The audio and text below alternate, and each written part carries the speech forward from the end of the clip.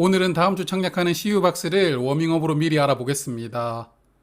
자, 다음 주는 세 종목이 청약을 하는데요. 첫 번째 청약 종목인 트루엔 수요 예측 결과가 좋게 나왔었죠. 그래서 이제 수요 예측 결과를 기다리는 종목은 두 종목이 남았는데 CU박스와 모니터랩입니다. 두 종목 중에서 한 종목만 워밍업으로 말씀을 드려보려고 생각을 했는데요. 아무래도 CU박스 쪽을 조금 더 궁금해 하실 분들이 많으실 것 같다고 생각을 했습니다. 그래서 오늘은 CU박스를 미리 워밍업으로 알아보고 모니터랩은 수요 예측 결과를 말씀드릴 때 회사의 사업 내용까지 같이 간단하게 말씀을 드리겠습니다.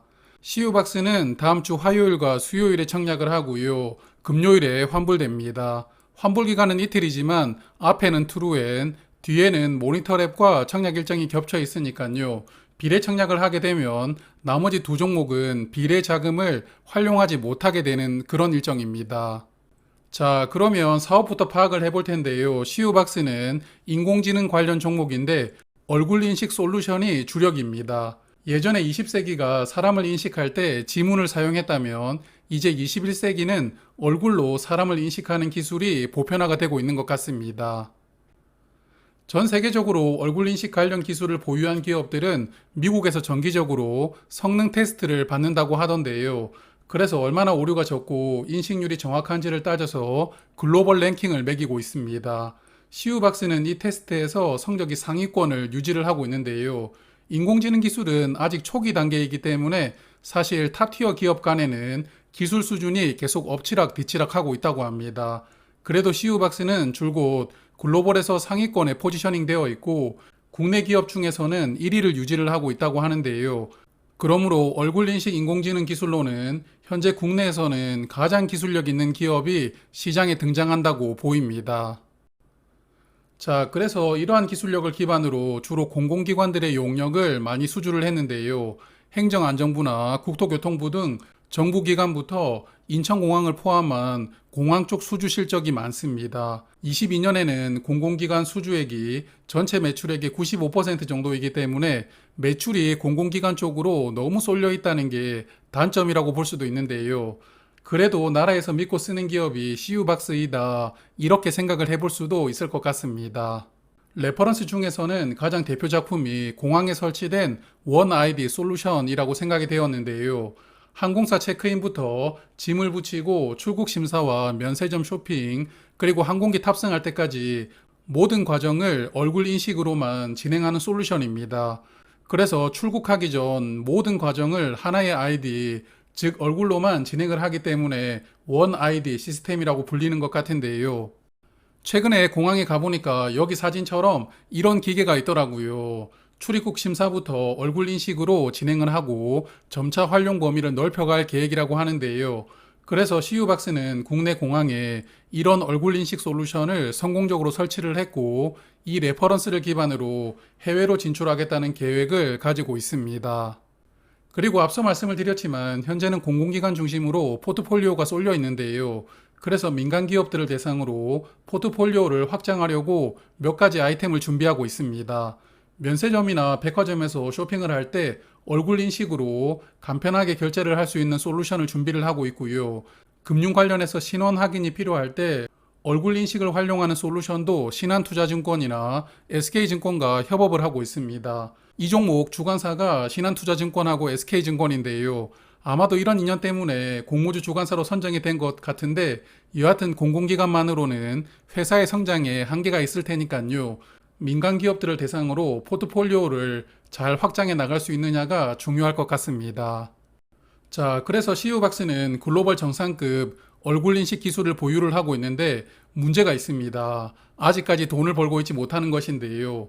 적자 상태로 등장하는 기업들을 보면 보통은 연구 개발의 비용을 많이 사용해서 판관비 때문에 적자가 나오는 기업은 많았거든요. 그런데 CU박스는 판관비도 판관비인데 일단은 매출 원가가 너무 높습니다. 여기 보시면 공항 얼굴 인식 시스템으로 22년에 33억 원 정도 매출이 나왔는데 매출 원가가 약 31억 원입니다. 그래서 원가율이 90%인데요. 이거 수주를 해보려고 수익성을 고려하지 않고 그냥 지른 것은 아닐까 이런 생각까지 들었습니다. 그래서 손익을 보면 매출이 매년 성장하고 있지만 적자도 함께 늘어나고 있습니다. 특히 영업이익률이 개선되지 않고 점점 더 나빠지고 있는데요. 인공지능 시장은 아직까지는 초기 단계이니까 지금은 흑자를 내는 것보다는 매출 성장이 더 중요하다고 볼 수도 있습니다. 하지만 이익률이 마이너스가 매년 커지는 것은 바람직하지는 않겠죠. 그래서 이제부터는 원가율을 신경을 쓰면서 수주를 늘려가야 되는 숙제를 해 나가야 되지 않을까 싶습니다. 자, 그러면 공모가 기준으로 밸류를 체크를 할 텐데요. CU박스는 적자 기업이기 때문에 미래 실적으로 공모가를 산정했습니다. 그래서 이 종목도 공모가를 산정하기 위해서 비교를 했던 유사 기업들은 큰 의미가 없다고 생각을 하고요. 현재 한국에서 얼굴 인식 기반으로 인공지능 사업을 하는 두 종목과 비교를 해보려고 하는데요. 네이버의 손자 회사인 알체라, 그리고 21년에 상장했던 마인즈랩입니다. 마인즈랩은 회사 이름을 마음 AI로 변경을 했던데요. 이 두 종목이 그나마 CU박스랑 비슷하지 않을까 싶습니다. 그래서 이 종목들하고 비교를 한번 해보겠습니다. 자, 알체라와 마음 AI도 인공지능 회사답게 현재 실적은 적자입니다. 그래서 매출액으로 밸류를 비교를 하는 PSR을 사용할 텐데요. 5월 4일 주가 기준으로 알체라의 시가총액은 2,278억 원이고요. 22년도 매출액이 111억 원이었으니까 현재 PSR은 20.5배입니다. 같은 방식으로 계산을 해보면 마음 AI는 PSR이 21.1배가 되는데요. CU박스는 공모가 상단 금액이 23,200원이고 상단 공모 가격 기준으로 시가총액은 2,312억 원입니다. 작년 매출액이 168억 원이었으니까요. 공모가가 상단으로 정해진다면 PSR은 13.8배로 등장합니다. 자, 알체라와 마음 AI보다는 밸류가 조금 더 낮게 등장하니까 이 부분은 긍정적으로 바라볼 수 있을 것 같은데요. 하지만 여기 두 종목 보시면 시가총액이 약 2천억 원 정도 되는데 CU박스는 공모가가 상단으로 정해지면 시가총액이 2,300억 원이 되니까요. 시가총액 자체가 크다라는 부담감이 있을 것 같습니다. 여하튼 공모 가격이 확정되면 밸류 관련해서는 다시 체크를 하겠습니다. 그럼 청약정보 체크하면서 마무리를 해보겠습니다. 총 150만 주를 모집을 하고요. 우리사주조합의 5% 비중으로 7만 5천 주가 배정됩니다. 그리고 일반 투자자에게는 37만 5천 주를 배정할 예정입니다. 그리고 IPO 규모가 크지 않은 종목인데 주관사가 세 곳으로 나누어서 청약이 진행되더라고요.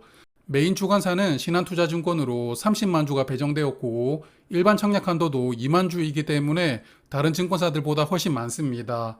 그리고 SK증권과 신영증권은 각각 37,500주가 배정이 되었고요. 그래서 아마도 청약하는 분들 대부분은 신한투자증권을 선택하실 것 같습니다.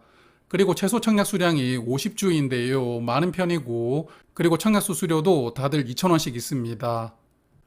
자, 그러면 이 종목의 가장 큰 단점이라고 생각되는 유통 물량 조금 자세하게 보겠습니다. 이 종목은 작년에 무상증자를 하였는데요. 1대2 무상증자였기 때문에 주식을 한 주 가지고 있으면 총 3주가 되었습니다. 그렇기 때문에 기존에 취득했던 가격은 3분의 1로 축소가 되어야 되겠죠. 증권신고서를 보니까 무상증자 하기 전에 이 종목이 발행했던 주식 수량과 가격이 기재가 되어 있던데요. 제가 무상증자를 감안해서 다시 정리를 해보았습니다. 이 종목은 18년과 19년 사이에 총 4번에 걸쳐서 보통주를 발행을 했는데요. 18년 6월에는 3,000원으로 약 33만 주가 발행이 되었습니다. 무상증자를 감안해보면 1,000원에 약 100만 주가 발행이 되었다고 볼 수가 있고요. 그리고 19년에는 25,800원으로 약 24만 주가 발행이 되었는데요. 역시나 무상증자를 반영하면 8,600원에 약 73만 주가 발행되었다고 볼 수가 있습니다. 그래서 이 종목을 18년과 19년에 취득을 했던 기존 주주들은 1,000원 혹은 8,600원으로 CU박스에 투자를 했다고 볼 수가 있는데요. 만약에 상당 가격인 22,200원으로 공모가가 정해진다면 이때 주식을 받은 사람들은 공모가에만 팔아도 23배가 남는 것이고요. 8,600원으로 취득을 했다 하더라도 약 3배 정도 수익이 나오는 상황입니다. 그래서 기존 주주들의 평단가가 꽤 낮다는 점이 첫 번째 부담감이고요.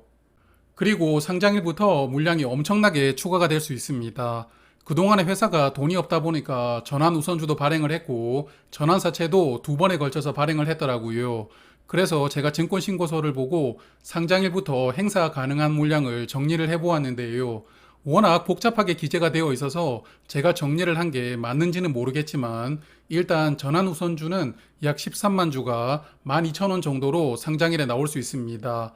이 물량은 공모가에 연동이 되기 때문에 공모가가 상단으로 정해지면 전환 가격이 더 높아지고요. 전환 수량은 더 낮아지게 됩니다. 그리고 2회차 전환사채는 약 26만 주 정도 나올 수 있는데요. 전환가액이 16,000원 정도 됩니다. 이 전환사채는 공모가에 연동이 되지는 않는 것 같더라고요. 여하튼 합쳐서 약 39만 주 정도가 상장일에 추가될 수 있습니다. 그리고 스톡옵션도 있는데 이게 스톡옵션 발행 차수별로 임원들이 보유한 물량과 직원들이 보유한 물량을 정확하게 구분을 해놓지 않았더라고요. 구분해 놓는 게 왜 중요하냐면 임원들 물량은 보호회수가 걸리기 때문에 상장일에는 나오지 못하거든요. 그래서 스톡옵션이 많더라도 신경 쓰지 않아도 됩니다.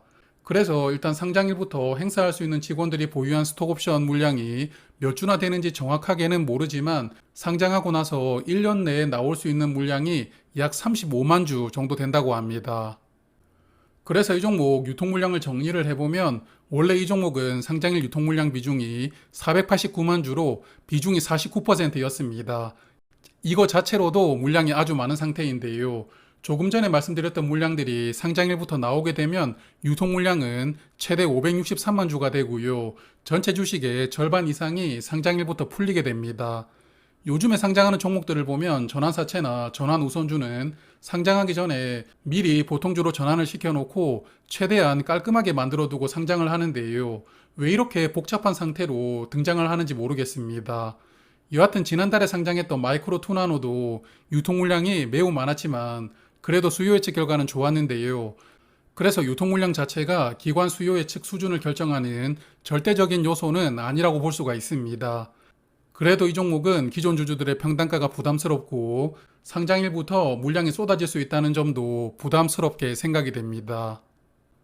자, 최근에 토마토 시스템은 손실을 주었죠. 하지만 S바이오메딕스는 그래도 시초 가격이 약 30% 정도 상승해서 시작을 했습니다. 그래서 장 초반에 매도를 했으면 주당 4,000원 정도는 수익이 나왔을 텐데요. 여하튼 기관 경쟁률이 낮게 나오는 종목을 청약하기에는 부담스러운 시기가 아닌가 생각을 합니다.